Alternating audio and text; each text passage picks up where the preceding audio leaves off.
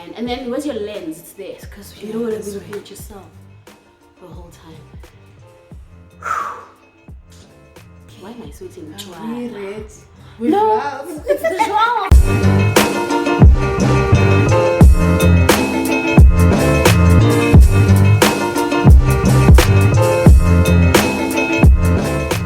Okay, hello and welcome back to my channel. My name is Push, and today I have a guest.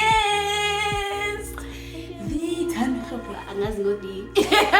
Hello guys, if you don't know Thando Hlophe, I don't know where you've been.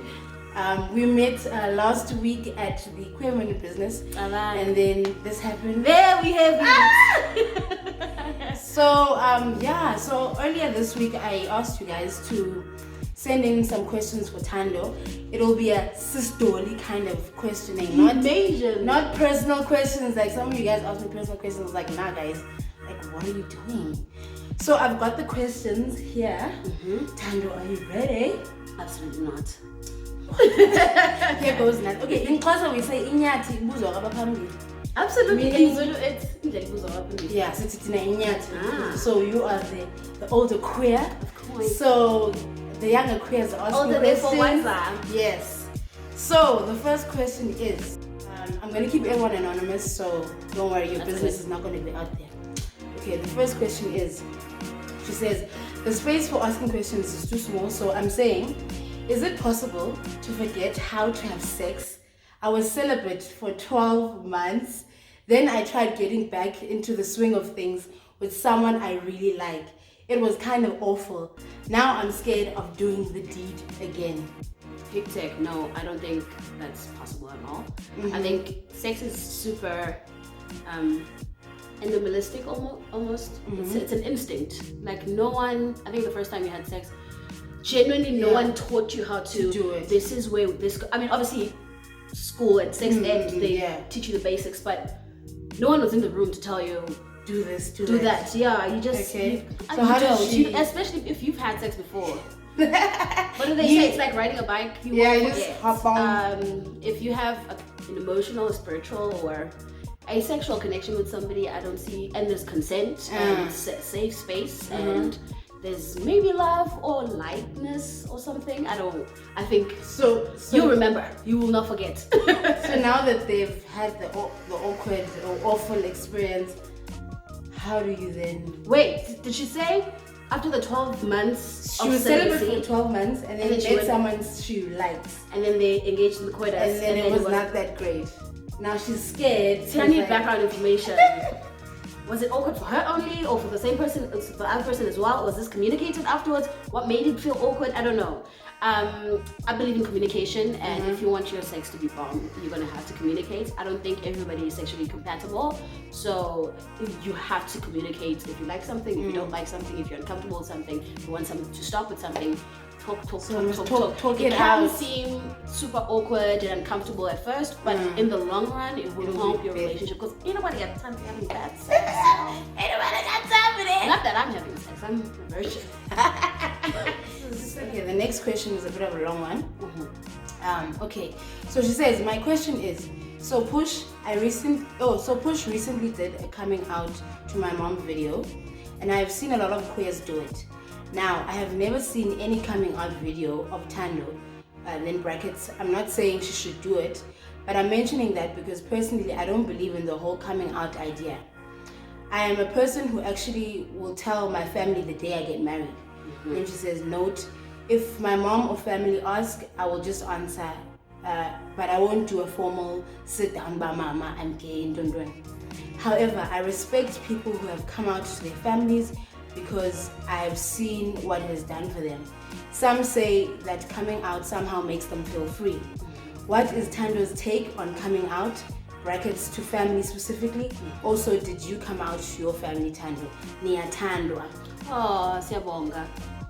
That's a mouthful. That was long, and I think it's good that you have your own take. I have come out, and I know what it's like before I came out.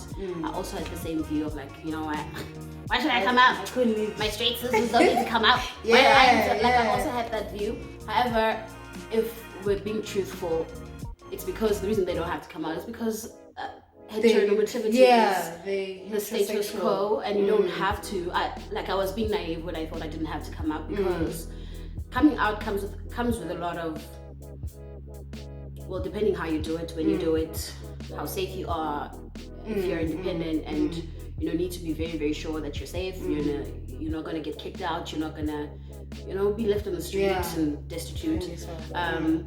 Or some people will get beat up, and it's a lot. So you have to assess your situation and be able to know, kind of suss out how it's going. So you know your family, you know how they are. You've heard the commentary. I think you were speaking about it in your video as well. That you felt a little comfortable because your mom is a certain way and she's never educated in a certain way. You know what I'm saying? So as much as she might have different views, but it's not going to be coming from a place of bigotry or hatred or just from a place of learning. So I'm going off on a tangent. But after I came out, and I didn't even realize, I didn't set out to come out. I think as you grow closer or grow older, you kind of grow closer to your parents. Yes, that's true. And there's just in the closeness comes a certain need for honesty and just to be able to speak to your parents in different ways that you might have been able to before. You start seeing your parents as human beings more than they independent person, right? And not so I mean the conversation that you want to be having with your close friends, people that you hold dear to your heart, close friends, or other people that are that you're close to and you're able to speak to about every single thing. It sucks to not be able to speak to your parents about who you love and what your future wishes are for your love life, especially if you have siblings who are able to just talk about it, and you're just like, and they do have the privilege of because they didn't have to come out. So you have to go through that hurdle, but that's also up to you. You will feel. I think it's up to you when you feel ready, and you will just know. Like you don't have to force it. You like you're saying, if you want to come out when you're ready and you know this is my muntu and I'm getting married now, absolutely. I actually second that. But I think I just follow your heart. Oh, so corny. And no, but for real, it's the truth. It is the truth. Be honest with yourself first, and it's going to be so much easier to be honest with your parents. And also I went through a thing where I was like, for a long time I didn't accept myself, and I really just wanted to be straight. Girl, tell me about it. I had that phase too. I was bringing it away for a very long time. So I didn't want to come out. I was ready to be just in the closet forever, and not rest of your life. So I think when I got to a space where I was like, wait a second, I kind of love me like this. And it's such a freeing moment as well. And you won't, like, we're explaining it with our mouths now, but you won't know it until you experience it. It needs to be a lived experience thing. It makes sense because you understand English, but otherwise it's up to you. It's okay also to not want to come out. That's fine. That's such a beautiful answer. That was very long. No, but you answered it nicely. You've answered it very well. This one here. She asks, how do you tell your girlfriend that her sex game is not on? Love, with care, with kindness, with sensitivity. This is a person you love, hopefully. If it is a person that you love, you do it like you would want to be spoken to if you were on the receiving end. But definitely speak about it. Like I said before, we don't have time. Communicate. Listen, we don't have time to be having bad sex. But not even sit her down. And actually, I find that the best time to do it is during or after, straight after. Like just unpack, like a quick debrief. Okay. Yes. So when you did that thing, why did you slip your fingers? Some people didn't like that. And then it's like, oh, okay. Because you don't want to wait for too long. And it's like, remember that day? That time? I didn't know such thing. But it was no. No, I did and I don't like it. And you can laugh about it. And then go another round and try again. Right there and then. Just real quick. But yeah, I think, just with kindness, with care. Knowing that you're gonna have to be with this person again. Hopefully you still want to, and just keep trying. The next one says, "Hey Push, here's a question for you and Tando. How do I tell my crush? We can start. Oh, sorry. Okay. How do I tell my crush that I want to be with her without coming off as insensitive about her breakup. She recently got out of a relationship with her girlfriend, well, ex-girlfriend, and I don't want to be her rebound, nor do I want to miss out on a chance to be with her again. Saying, how do I tell my crush that I don't want to be how is it you being insensitive? Like, her crush was in a relationship. Just got out of a relationship. And then they got out of a relationship. So then now she's next. She's up next. Basically, she wants next. Those are very genuine concerns actually about not wanting to be a rebound, because you don't know. I don't know people's threshold for how long their healing process and what they're healing healing from, or if they've been healing throughout the relationship anyway, and they're just straight out. Some people straight out of a relationship is like, you know what, I've been in this deadbeat relationship for so long and I'm ready to move on. So I think you communicate these things with the person, well, if they like you as well. So just put yourself out there. Yeah, sure. Hey, listen. Like immediately after, or like, are you saying there's a time frame? Should you wait? I don't think there's a time frame. There's no book for these things. I think you go with the vibes, man. Feel the vibes. Again, just suss out the situation and see how it is, where she is in the process of the breakup. She's still talking about the girlfriend like 24/7 every time you're with them. Because I'm thinking from their point of view, they don't want to seem like they're just, after a breakup, the girl is crying like, oh, I love you, but like you're comforting them, but you have an ulterior motive. Yeah, so if you have an ulterior motive, then that's shit. I mean, but you don't. If you're not genuinely comforting them, but you're doing it as like a strategy of some sort, just so you can get into her pants. Yeah. Okay, I get you. And you're trying to be in the relationship with this person for a long time. You're starting off on a wrong footing. I feel that's dishonesty. Okay. And that's you're being snacks. Why so I think so be genuine about it. Be genuine and tell this person, hey, I'm feeling you, and I understand that you're still going through, whatever healing process. But I really would love to date you, or when you're ready, of course. And of course, then be on the lookout, because there might be some other people who are trying to holla at you know what I'm saying? So I don't know about these ones. Also, I'm not like a hectic aggressor. So I don't know how that aspect of life works. I talk from the bottom, so I'm mind games kind of bitch. Okay. So and for me to be able to talk from the bottom, it requires a ton of communication and honesty with myself and with the other person, and it's a lot. She asked you as well. Oh, she asked me. Yeah. Okay, she said you had done it. I mean, I agree with you that this one I think it was just still cold. My take on it, like you were saying, I think be sincere about it.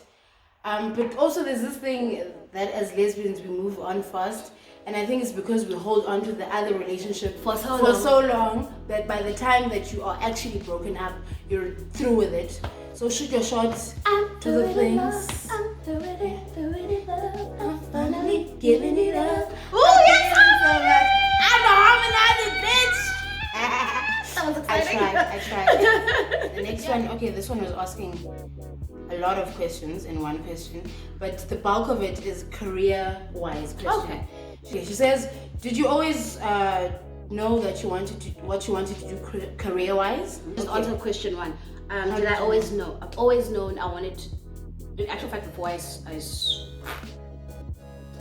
initially I wanted to do performing arts. And thank God for my mom, because she was like, Sissy, you do not have the skin for that in this country. Are you trying to stop? Because it's a really cutthroat industry. So she was like, why don't you try and do something technical, something behind the scenes instead? And that's exactly what I did. So that even if you do still feel a burning passion to do whatever it is that you can still, it's like close by, it's right here. I know. She didn't like completely say no. Don't do she it. was like, no, but do something that you can be able to fall back on no matter what. If this doesn't work out, and it was great. It was a great idea, because I mean, through studying television, I can be like basically anything on the credit roll, right? Yeah. So that gives me broad shoulders to branch off anywhere. Script writing, camera lighting, video editing, you name it. Like I could, and I'm really, really grateful for that. So I still haven't pursued performing arts, really. Oh, you still want to Thank do goodness it? for YouTube, because it gives me an outlet to be Yeah. creative in that way. But yeah, genuinely, I think I've always known that I wanted to be in the arts, the creative industry, the TV. So the second one is, how do you stay positive? How do you rejuvenate yourself? Honestly, it's the past 2 years have been rough trying to do that. We all go through things. I think you just keep with your kindness, keep with things that spark joy in your heart, and try to hang on to them, because they will be what will, see you through the dark times. But I'm generally just a light person. Yeah, you seem like a bubbly person, full of just, life. I don't see myself being it's Sad, not like- it's not something that I have to conjure up. Well, as I'm growing older, it is dissipating a little bit. Like, I have to have intervals and like rest in between to rejuvenate myself. But so rejuvenate is rest. Rest is important. Drink alcohol. Don't listen to all these youngins, this Generation X's talking about this chasing while the while bag. you're sleeping. I'm doing this. secure in the bag. You're gonna die. Yeah. You're gonna burn and crash. You want to keep a steady pace and consistent pace. You don't want to shoot up yourself and then out. Yeah. So I think it's very important to find your rhythm in life as a whole. Because Third question is asked, what's the best advice you give someone who's trying to find out what they're passionate about? oh babes, please, when you find out, please tell me that. It is that thing. The best advice that I've ever heard about that is, just visualize and think about that thing you would wake up every single day and excited do without being paid for it. Like that thing that you could do if no one coaxing you to do it, no one giving you money And for if it. you and if there was no thinking, possibility of you failing at that thing, what would would you exactly like? So that thing, that's the thing that you're passionate about. It comes easy to you, even if it doesn't come easy, but you're willing to like pick yourself up time and again to try and do it again. continue on? That's the thing that you are passionate about. Doesn't have to be one thing. That's another thing. That's There are another other things. misconception. Yeah, you could have 3 separate passions that might even hone Into one. come into one at some point. I think as a creative, oftentimes we are propelled to do stuff and you never really know why, and you do the thing and you examine it later. Oh, okay, actually this is why I had such a burning fire in me to do this thing, even though at the time I was like, what the freak? So yeah, I mean, that's YouTube for me.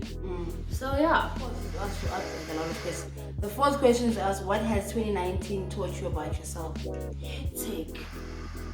Oh, that's some introspection. You're stuff. already reflecting. That I'm a badass. Yes!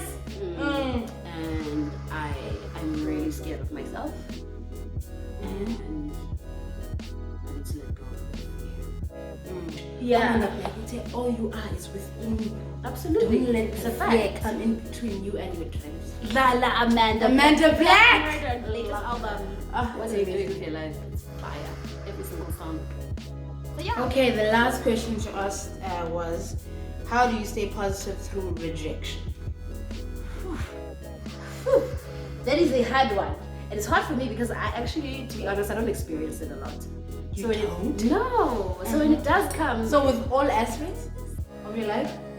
most aspects of my life, I've been very fortunate in that, like I'm saying now about how I'm scared of myself. The things that I want, I will. It seems as though but I'm pretty sure I You do are a vessel, ton of you are part of. Yes, I do a ton of work in myself and around me to make those things happen. Yes. Always seems like people approach me about stuff, but it's also the energy that I give That out. you've about given stuff. out Yeah. as well. So I do that in order to create a space where I don't have to ask. What I was talking about how I top from the bottom. So I will create an environment where if I see a possible suitor, I will create an environment where it's comfortable for them to have to be the one that's asking me. Smart! So that I don't have to. But it's bad though, because at it's some smart point though. you will You have to approach ask. and ask. Yes. That's true. And it takes so much. That's actually such a smart approach to life, yes? I'm learning something new as well. Hey, okay, I'm glad. Okay. But yeah, it's rejection is not fun for nobody. It's not an easy thing to do, but you have to also approach things like not everything's about you, yo. Yeah, what I put on my part, like with rejection, I don't personalize it. I say, okay, it wasn't for me, it's okay. I move. I'm a ruler now. Thank you, Shiva. But no, I think you were saying something profound, though. What was I saying? I distracted you with alcohol. What did I say? I need to try. What did I say?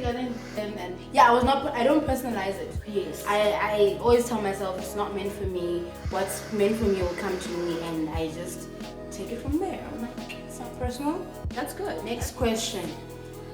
She says, hello. I guess my question Good is... morning. I've only had a few sexual partners with vaginas, and because I knew their statuses, we didn't worry about protection. But what's the best way to have sex with a casual partner? But what's the best way to have sex with a casual partner? Like, I really enjoy scissoring, but I don't see the practicality of using a dental dam. Thanks. Oh, thanks. Yeah, that's a potent question. That is hard for me to answer. Yeah, it's hard for me to answer because I don't do casual partners. And I need to be emotional and spiritual, all of those things, fake deep things, to be able to engage with a person in that intimate way. I don't know, maybe when I grow up, when I'm 40, I'll decide. Maybe it's time Zip it and sew it. to brush up to a whole phase. But yeah, it's very important to be safe here. You don't want to. The thing is, the misconception is that you want to protect yourself from like HIV/AIDS. That's a big one. But there are so many STIs. People don't get tested for STIs and STDs. And you gotta be So I suggest to be safe, just test the casual person that partner as well. Yeah, because in any case, there's gonna have to be consent at some point. Yeah. You can't just be doing things out of feelings and vibes. Yeah. It's 2019. Get a there's so many consequences to that. Yes. And so if you then just get tested and ask for proof. People are clean, and then you can engage, do things acrobatic. My take on it, I'm gonna say don't do it with your casual partners. No. If it's something that you say it's your favorite, then keep it for your favorite partners. Like, if you don't want to go through that. Yeah, it's not safe. We were at the Techo talk, right, about BDSM. Yes, and the thing that they drum the most and they trump up the most is, in actual fact, don't practice any kinks with a stranger because you do not have the trust. You don't know this person's boundaries. Yes. So it's much like a kink. You don't want to be doing breath play with somebody who has, I don't know, a past that could be traumatic, and when you ask them to stop, they don't. Next thing you're dead. So it's the same thing with an STI or an STD or a disease. You don't trust this person. You don't know their history. You don't know their boundaries, and they're hidden kinks because they're like, I like to pass on diseases. You know, I don't know. Just don't. Actually, you're right. Don't mess around. Don't do it with casual partners. Keep your favorites for your favorites. Like, yeah. Keep it. Yeah. The next question: how can you be submissive when you have a dominant personality to avoid bumping heads with your partner? This question I was a bit confused. How can you be submissive? Because I'm thinking she's saying personality. But she didn't say sexually have a dominant personality to avoid bumping heads with your partner. But I think, you have to be somewhat compromising in your relationship, and you have to address these things. If you are domineering financially, emotionally, you see those different aspects. So then there must be sort of a natural balance, I think, in a relationship. Yeah, I don't think you have to to be organic. Sort of tailor yourself to. Now I have to do this and like again. Don't dim your lights. Don't dim your lights. However, be compromising. For instance, okay, I'm gonna make an example. I hope I'm not too far off to what you, because we're trying to figure out the core of what you're asking. But for instance, I'm domineering in certain aspects of me. I think emotionally, especially, I have a certain emotional maturity, even if I choose to still, even though I can be childlike. But so I mean, I will put my points across. I will make sure that I'm being understood, and I'm coming from, again, a place of kindness and a place of not just I'm not being disingenuous, without putting the other person down. Yeah. So if your dominance, if your dominance is to oppress, then check yourself. Absolutely. But if you're just a dominant, you have, for instance, my energy. I'm loud, and I have a big personality, and my energy is all over the place. I walk into a room and I'm screaming.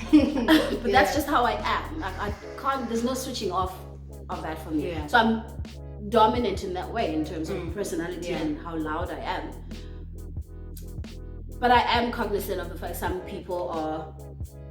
Okay, for instance, if there's another person who's exactly the same energy as me, I tend to try and not dim my light, but kind of create some kind of equilibrium so that we're not too insufferable in the room. You're not bumping. So it's you can read the room. And energy, man. I agree with you. It's like, I don't think you should tailor yourself and dim yourself down and try to think about the technicalities of it. But just be genuine with. For sure. I mean, if your partner is like, if you are a type of person that's like, I like to pull out the seat for my girlfriend, open doors, and pay for the bill, and your lover doesn't like that or likes to meet you halfway. Don't now say, no, I'm going to pay for this bill. Meet them halfway. Like, okay, cool, babe. I would really like to pay for this car, but you know what? If it will make you feel better for us to go hobbies, then let's do that. No, I think. Okay, we've unpacked the questions. So I hope we went in the right direction. We've answered. Okay, I think we've actually, man. So much work again. It's Molly. We're shooting a video. You know Push? Have you guys met before? No, I just know from This YouTube. Push and this Camilla. Hi Camilla. I've seen you on her channel and her snaps. All right, cool.